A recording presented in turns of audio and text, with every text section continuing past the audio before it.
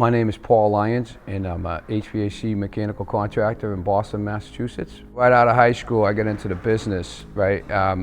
Mostly this business is kind of small, tight-knit community, and my dad was a chief engineer, a steam operator at a big plant in Watertown, and the service provider was telling him how it's a good business for a kid that wasn't going to college, so I ended up working for them, mechanical cooling and heating, and out of Mission Hill back in '84. And did my apprenticeship. So we're in the local pipe fitters, 537, local part of the United Association, and there's a 4-year school apprenticeship at night, and I did my whole apprenticeship there, and then times were a little slow when I was getting out, and got laid off, worked around a couple places, wasn't much happening in Boston, so I took off to California and transferred my papers out there, and I worked in the Bay Area for 3 years and really learned the business. Came back in I'd say '91, and then was determined to open my own business, work for a couple big shops and just setting it up, and then had a lot of my clients that I was servicing when I was a mechanic that, you know, were interested in, if I opened my own business, me servicing them, and that's kind of how it started with my company in 2000. Met up with a guy, Pete Holmes, good friend of mine. He was a one-man pipe fitting outfit. Talked him into hiring me. Said I'm never working for anyone again, and Pete put me on, and ended up buying him out after a few years, and the story continues. I mean, we get bigger and better every year. It's been great. I really have some great clients. We're in every trophy building in the city, a lot of institutions, a lot of colleges, real high-end clients that depend on us, and we're reliable. And that's why I get to work. So it started out with some small pipe fitting and some small service work with Pete in these high-rises, and then you know, the challenges that they had of changing the equipment, and you know, I'm looking at these different jobs, and they were trying to plan it out engineering-wise. Met some engineering firms that work for the buildings, and teamed up with them and tried to figure out how to start changing out this antiquated equipment, and it took off from there. I would look at the means and methods and how to cut them up and get them out of the building, get new stuff in, and they would do all the engineering so it was sized properly, and then word of mouth started traveling to all these buildings that you can get this old chiller out of your plant. You can get this absorber out of your basement. You can replace this steam fire boiler with a hot water energy efficient boiler system. And really started working with the engineers, telling them, you know, I can physically do it, and it just took off from there. So we work with 4 or 5 engineering firms in the city, and help design these type of jobs, and help write the scope, and then they go out to bid, and I get a fair majority of them. I don't get them all, but it's worth the work, me putting the footwork in. We don't have any salesmen, we just kind of mechanics that price work, so it's worth it for me to do a budget for a $4 million job and have an opportunity to be one of 3 bidders. So I put the time in, and the owners appreciate it, and the engineering firms appreciate it, and you know, if the numbers work, I get a majority of the work. If they don't work, I don't get it, and some of my competitors get it. But this is unique work. It's tricky work, and it was kind of figure it out as we went. And now it's a niche, and a lot of my competitors want to do it, but it's difficult. You really have to do a lot of planning. There's a lot of things that go into it. You got municipalities involved. You got the fire department involved. You got, you know, helicopter picks and big cranes and cutting concrete and making holes in buildings. It's what we do, you know. It's kind of unique. And from that spilled, you know, regular service and just satisfied customers. Really, the selling was done, you know, 20 years ago by the work. We don't solicit work. It just comes every day to us, phone calls every day, and emails and bid invites, and it's kind of how it's happened. The work has sold the revenue, you know, and sold the growth of the company. It's just, we're reliable, and we get in and get it done. We're at One Beacon Mechanical Plant right now. This probably isn't the process of how everything's coming out, but I'll just give you a lay of the land right now of what we're going to be working on. We got a bunch of condenser water pumps right here that these are all going to be demoed out of here. All brand new pumps, brand new piping up to the headers. Continuing on, we're working on the chill water pumps. Same idea, demoed in phases, bringing out all the pumps, adding a couple new pads where needed, but you know, reuse and recycle all the existing pads and pumps that we can. Not pumps, all pumps are coming out.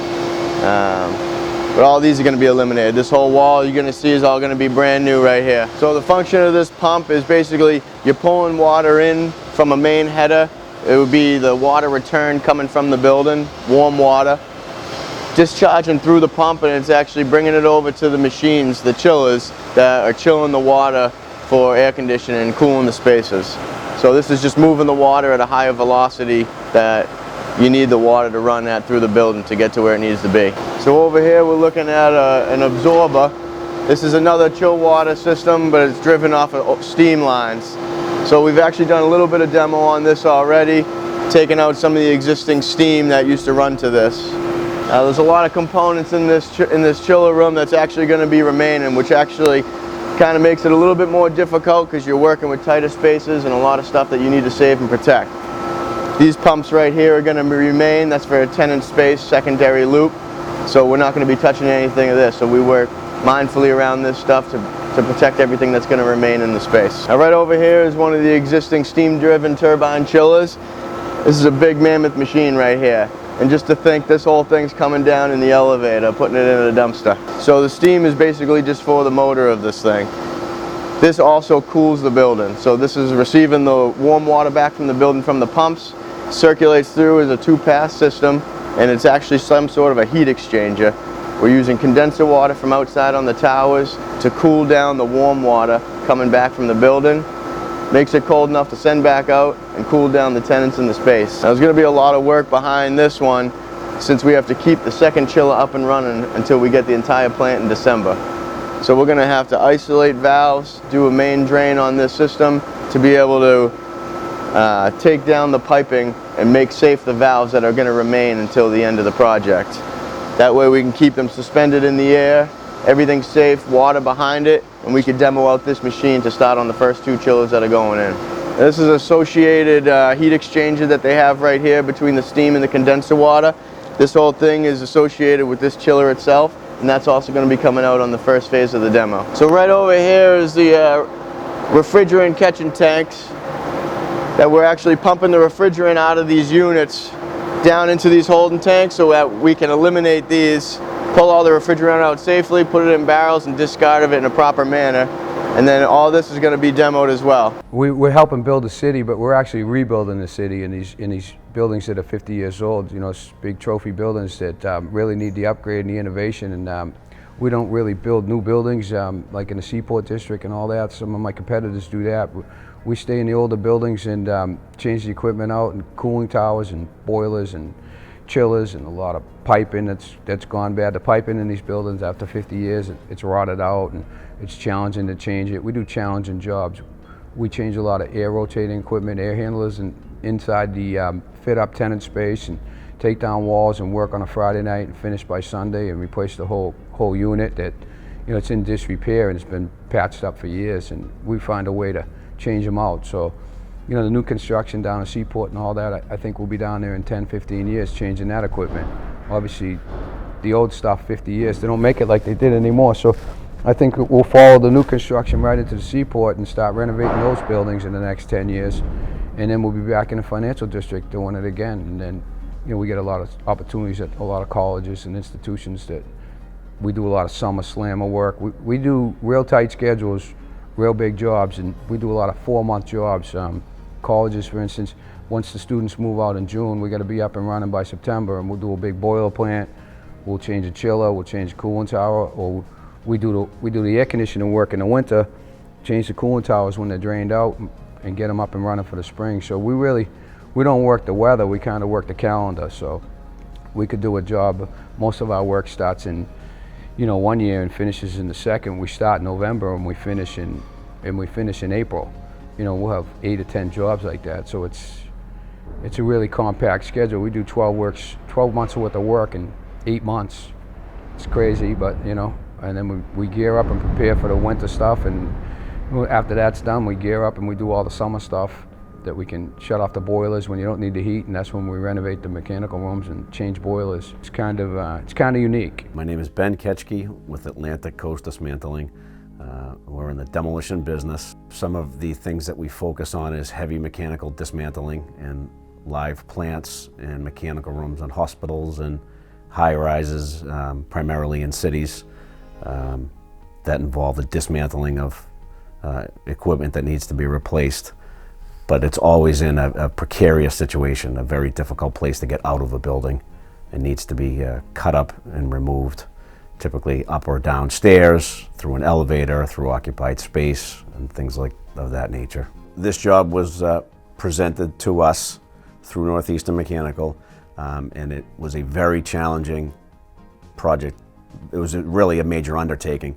If you consider it's on the 35th floor of a heavily occupied office building in downtown Boston. The mechanical room presented with large steam-driven chillers, tremendous amounts of piping and pumps and pads, a lot of heavy equipment that had to be removed in a very, very short time frame in order to allow Northeastern to bring in the new equipment and have it up and running within a certain time frame. So anytime that you have something that's on the 35th floor of a building that was put in when the building was built, you're going to have a challenge to get these pieces down and out of the building. The elevator was only rated for 4,500 pounds, and these chillers weighed in the 60,000 pound range, had to be cut up in pieces, which is not an easy task. They have to be dismantled and taken out of the building. All off shift so that we have no impact to the building. You can't have smoke and noise and things like that distracting the tenants. So we were given a very short time frame to have all of this equipment disconnected out of the building and gone so that Northeastern could come in and have the new chillers up and running. We're still in phase one of the demo right now, taking out the absorber. This is the first part of the job solely because when we're going to do the helicopter pick, we need the room space to be able to store these barrels. We got 8 single barrels coming in to be able to put together 4 chillers total. So the room behind us right now, they're clearing out, is going to be where the new barrels come, and we can start setting up to build all the units in place and rig into where they're actually going to be sitting. This type of work, a lot of anybody in the pipe fitting industry can handle, but these guys do it best. They got the right material, the right tools, and they know exactly what they're doing. Safety all around, rigging. They know how to use these torches to precision. The quickness that these guys can take something out of a room in such a tight space it's pretty impressive. So any of these types of projects have a significant number of moving parts, from the major details right down to the very small details, but they're all equally as important. And it takes a team of people to do one of these projects and have it come out successfully. Each one of these entities have a whole number of things that they need to perform, things they need to take care of in order for the job to go smoothly and properly. I met Ben Ketchke probably 18 years ago, and we just clicked right away. He's got the same motor I have, and he's driven to succeed and perform and deliver, and he's always done that. He's never let us down, and I wouldn't do it with anybody else. They're great. They're really organized. They have the equipment. They have the tools. They're professional. They handle the city of Boston. They handle everything. They treat my clients like they're their own clients. Real easy, in and out. And anybody we've ever done a job for has fell in love with Atlantic Coast Dismantling, and Benny especially. You know, they just like his performance. You know, he's a get in and get it done guy. A lot of the work that we do in regards to the heavy mechanical work goes unseen by everybody. They're in rooms that are either in the penthouses of buildings, on the roofs, or the bowels of the building that nobody ever sees. For us, it's more of a sense of pride internally to do these jobs for people like Paul at Northeastern Mechanical that have commitments to the building that they have to have the equipment out and the new equipment in by a certain deadline. So we take a lot of pride in helping them reach those goals with having little or no impact to the building and the occupants and things like that. And that's not easy to do given the type of work we're trying to do in the time frame that we're trying to do it. But you know, so that's really for us the biggest sense of pride is in what we can deliver to the people we're working for, not what people see from the outside, you know. So it all starts with the schedule. Here's where we order all our parts and pieces, mechanicals, pumps, heating and ventilation units, water chillers, schedules, fans, motors. This is where it all starts on the size, dimensions, horsepower, anything that you need for equipment It all starts with the ordering of the pieces here. Then you turn into the existing mechanical room for how it stands now. And this is the demo side of the drawing on the parts and pieces that we're going to be taking out, starting with phase 1, phase 2, and phase 3. Phase 1 is already started just so we can open up the space on the floor to gain real estate to put our chiller barrels in place as we demo the first steam turbine chiller. As you come off the demo page, you roll right in to what the new mechanical plant's actually going to turn into. A lot more clean, a lot more sleek, and absolutely a little bit more technology friendly. Complete upgrade to meet up with the times. My name's Dave Rice. I work here at Northeastern Mechanical. I had the opportunity to run the fab shop. I'm a 4th generation pipe fitter from Plymouth, Mass. My grandfather, father, brother, and myself are all in local 537. So what I do at the fab shop is I get sheets of paper emailed to me from different jobs. So for instance, this job is 1 Beacon Street, run by Pete Zamani. Right now I'm welding a bunch of 12-inch flanges and some 90s for the chiller connections coming off the pipe. So the role of the apprentice is to be basically in every spot at once. He's the most important part of the crew because when the journeymen are doing their thing and you need a piece of dunnage or you need a tool, he knows what's going on. He can be able to run to something and grab something, jump in and lend a hand at the same time while learning. It's the best of both worlds.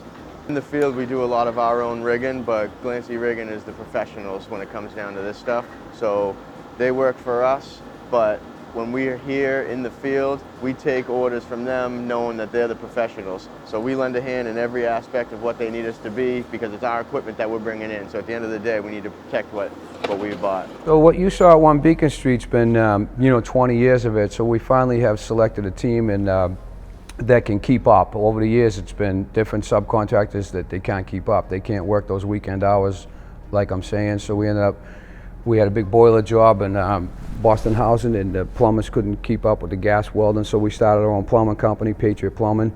So we got 25 plumbers that weld gas pipe. We do a lot of gas pipe work. My demolition contractor, Atlantic Coast Dismantling, he's been able to keep up. We use the same rigging company, Glancy, for years. I don't change the subs out. It's really not, we don't shop the price. We shop, the performance that they can get it done and they can meet our schedules. So we use the same subs. Same electrical was the same thing. Some of these big electrical firms, they can't, have 10 guys on a Friday night right through 4th of July weekend. So we end up starting our own electrical company to support ourselves, and they basically work for Northeastern Mechanical, Highgate Electric, same with Patriot Plumbing.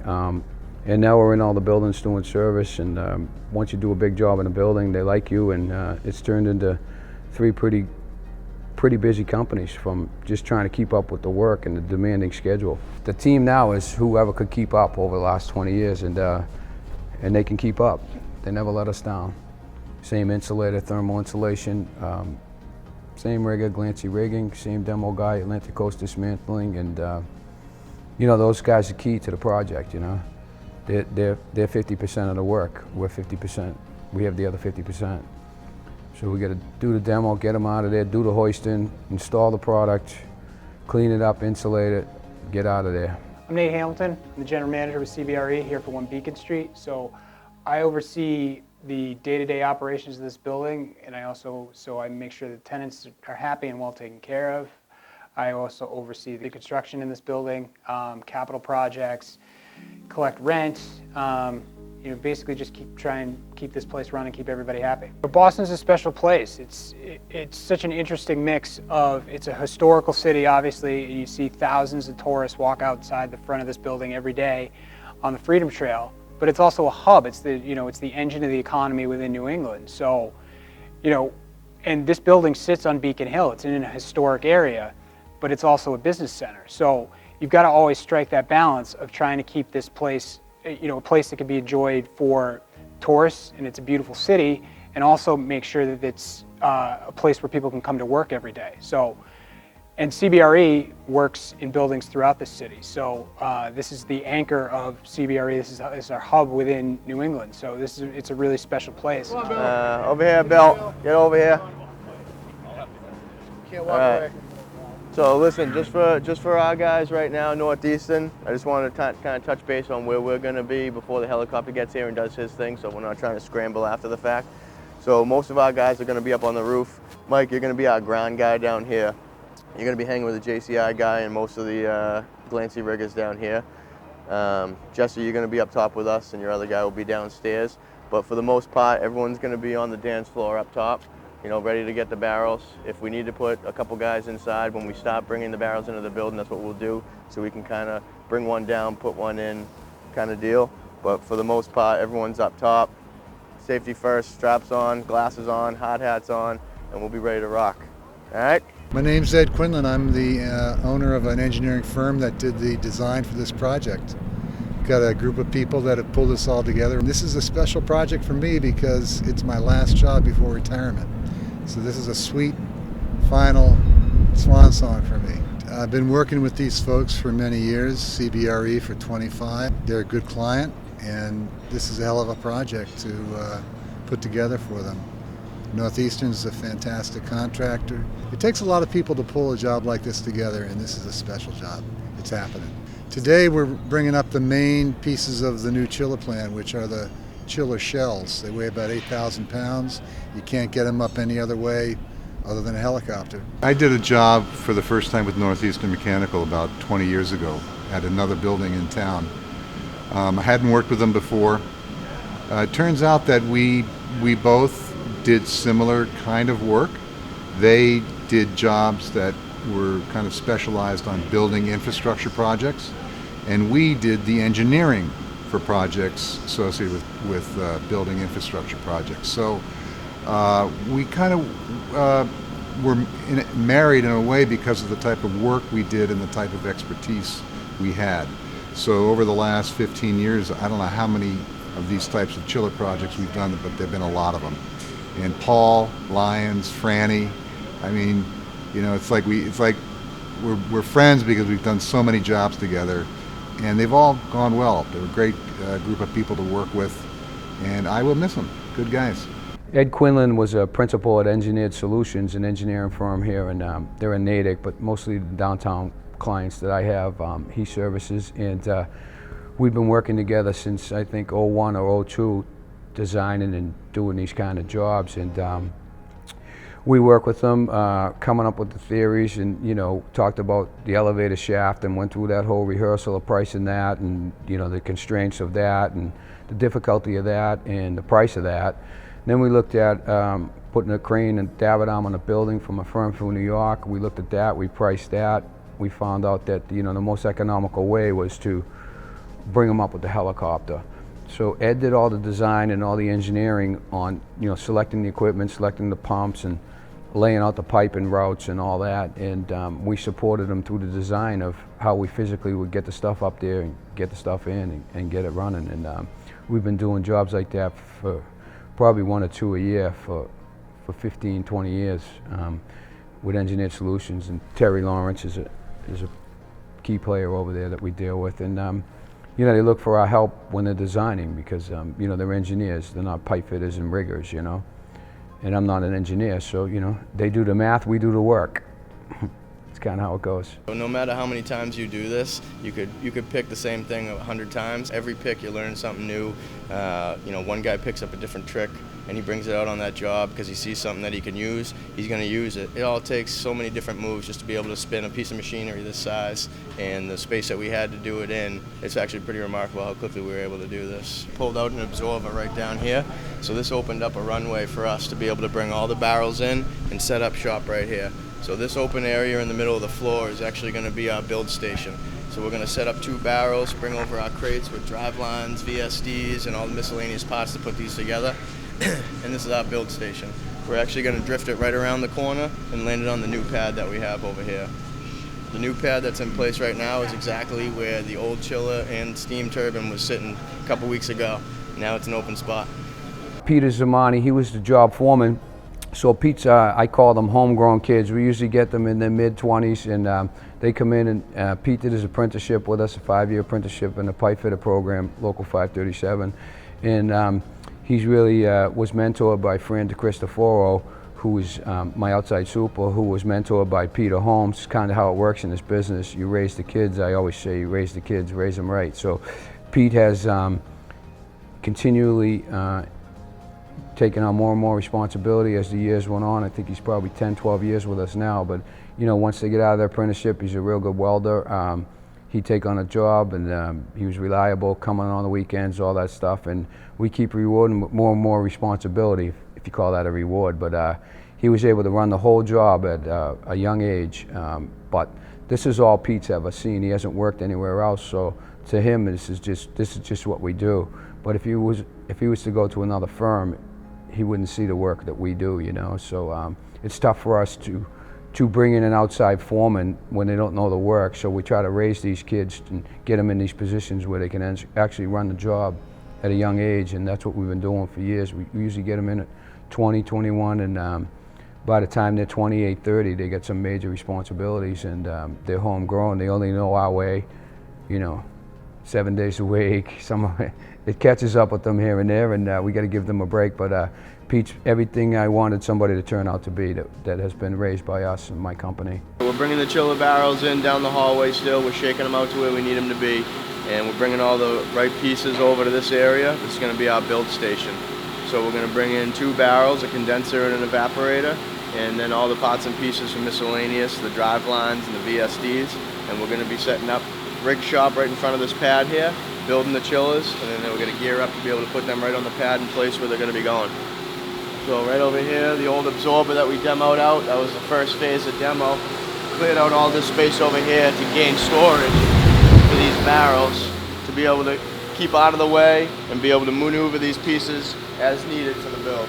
So right over here is the setup area.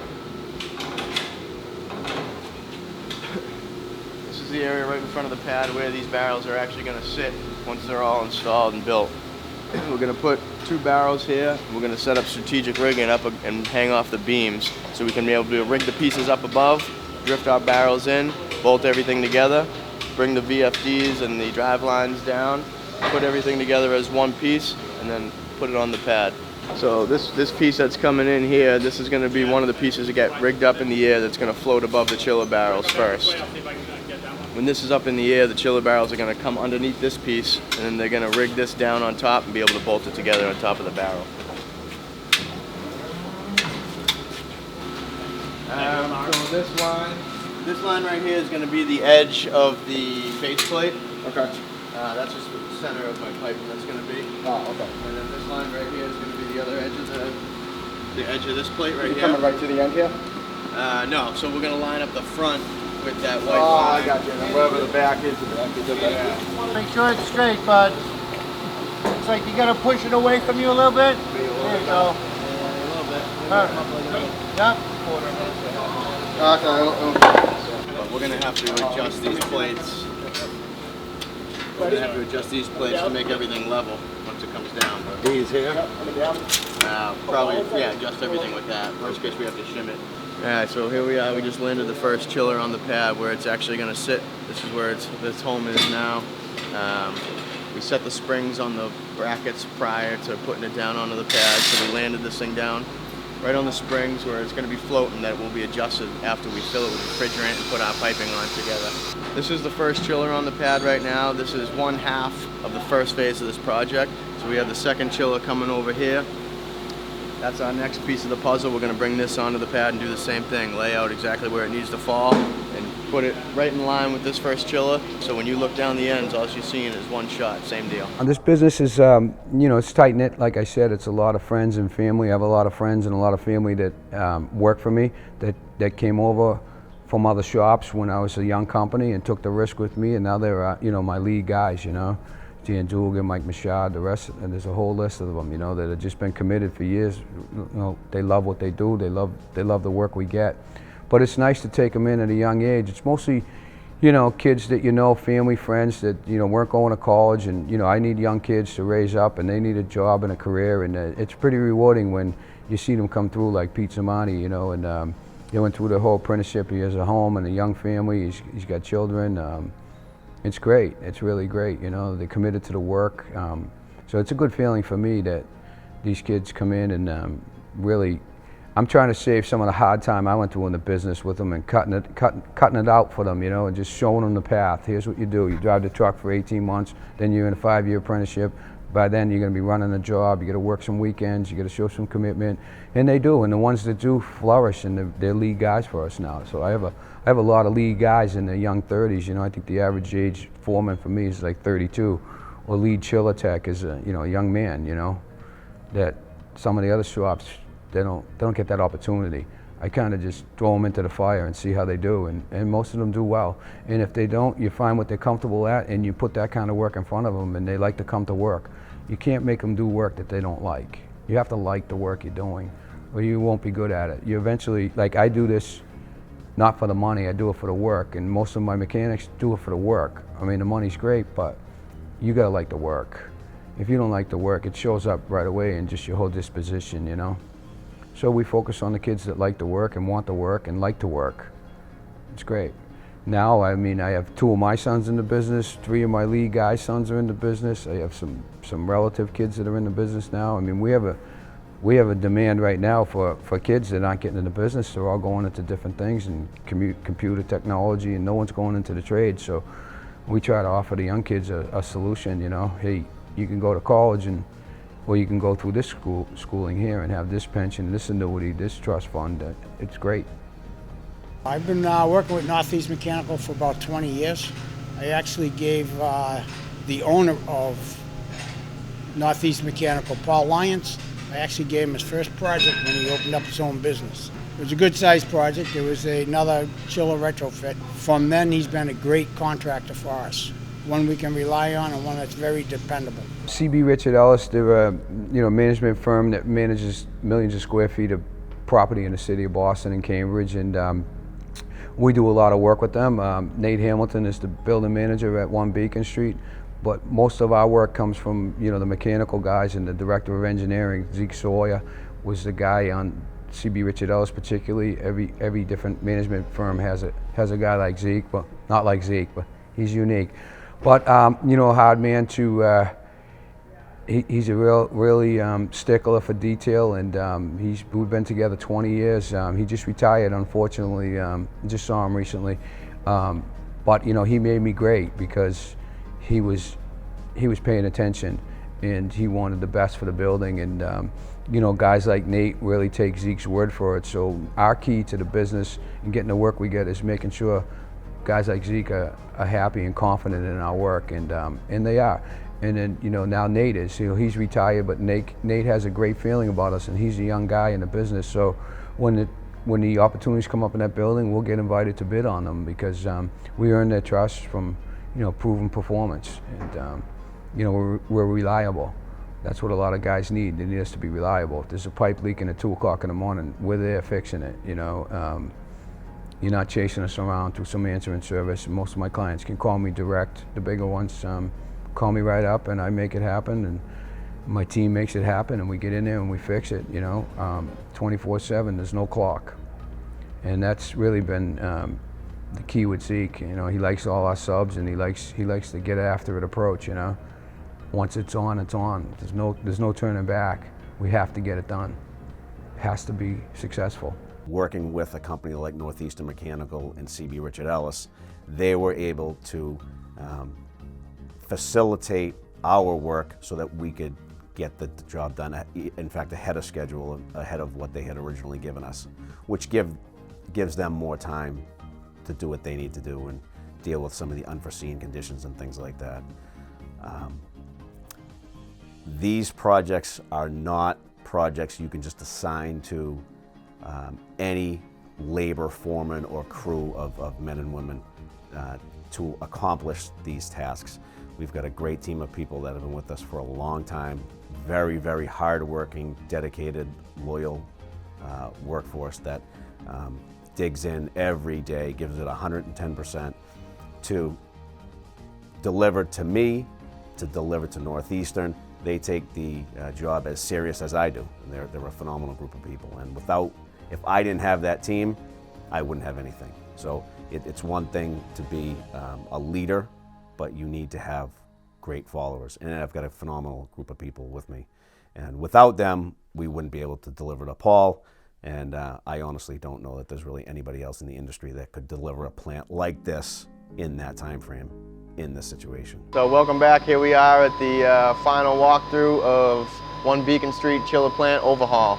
So all these new pumps right here are condenser water pumps. These were all replaced, all new piping, new pumps.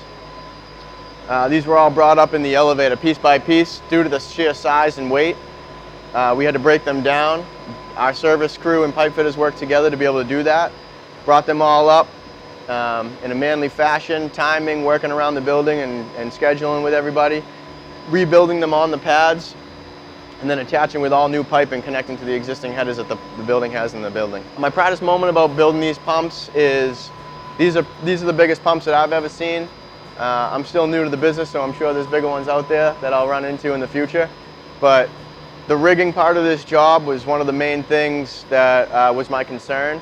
So a lot of time and effort went into proper planning on how we were going to rig up these big strainers, check valves, and the pipe itself. Never mind getting the pumps alone onto the pads. Over here we have the chill water pumps. Due to the temperature change, this is why these ones are insulated. So these look a little bit different, a little bit smaller in size to volume and flow rate of water. Same deal, we had to bring these pumps up in the elevator, all rigging. So us and our service department worked hand in hand together to be able to get these safely on the pad and pipe them in, and now they look the way they do. So right over here was where our first phase of demo was. We had to remove an old absorber that was in the way. It hadn't been used in probably 20, 30 years, and it was just taking up space. So here's where in the original interview I said we opened up a runway.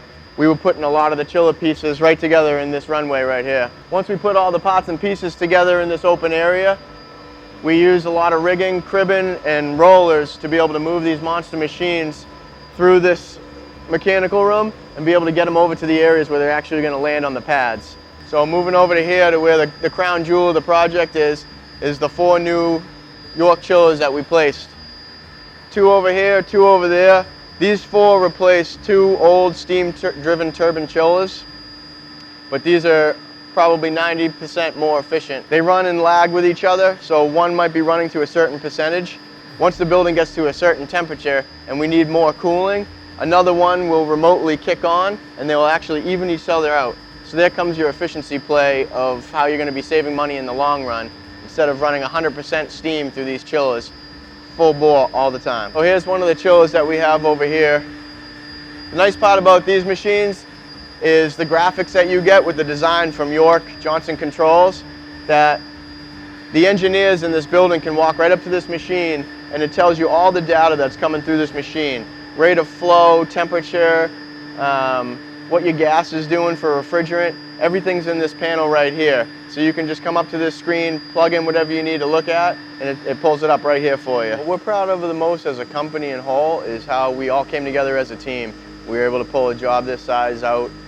We do a lot of big scale work, a lot of jobs that a lot of companies won't even take a second look at just due to the sheer ways of getting around things. You know, Paul Lyons is very creative in how he looks at things 10 different ways so till he finds out how he wants to be able to do things. And a lot of the times it might not be his first idea, it's probably going to be his last idea, but he'll always go to the chopping block and make sure he can get the job done in the way the building wants it to be seen. I'm most proud of this job. It's one of my first few big jobs that I've done with the company. I'm young in the business, so the fact that we were able to come in, pull out a mechanical room that's been in here for 40 years, put in all this new equipment, now it's going to be here for another 40 years. Hopefully I'll still be around to come in and do some repairs in this building and actually see it as it goes through the times. So it's actually pretty cool to see a project like this. From my point of view, I know the company Northeastern, they've been around for a long time. They've seen a lot of jobs like this. From my experience, it was a cool one.